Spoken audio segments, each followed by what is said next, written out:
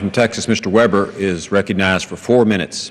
I thank the gentleman for recognizing me, Mr. Chair. I rise today in opposition to the gentlewoman's amendment and in support of the underlying reforms included in H.R. 1806, the America Competes Reauthorization Act of 2015.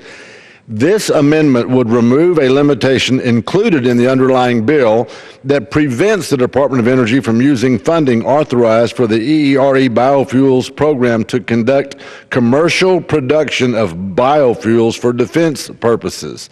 The fact is that EERE already spends too much of their current budget on deployment and commercialization of renewable and energy-efficient technologies instead of research and development. The DOE's ongoing effort to fund commercial-scale biofuels production for military purposes in cooperation with the Department of Defense and USDA is just one example. Redirecting funds from biofuels R&D is part of a broader problem. Department of Energy research and development programs should be focused on science, not creating a market for certain types of fuels. The DOE should focus on a new idea for the market, not a market for the new idea.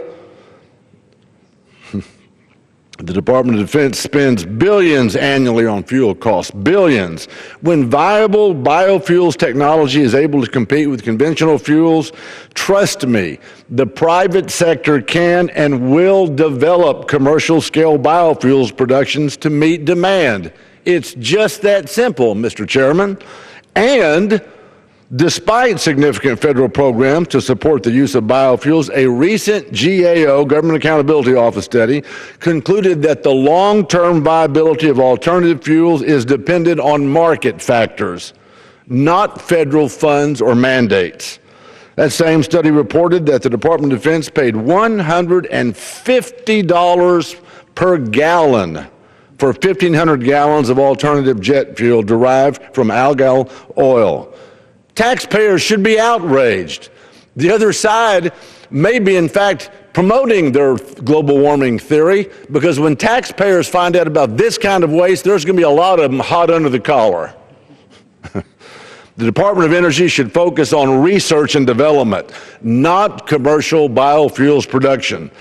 This limitation is consistent with the broader goals of the America Competes Reauthorization Act, which prioritizes research and development in all R&D program areas, while cutting spending on deployment and commercialization. I'm aghast, Mr. Chairman, that the other side somehow thinks Congress shouldn't be paying attention to the way taxpayer dollars is spent.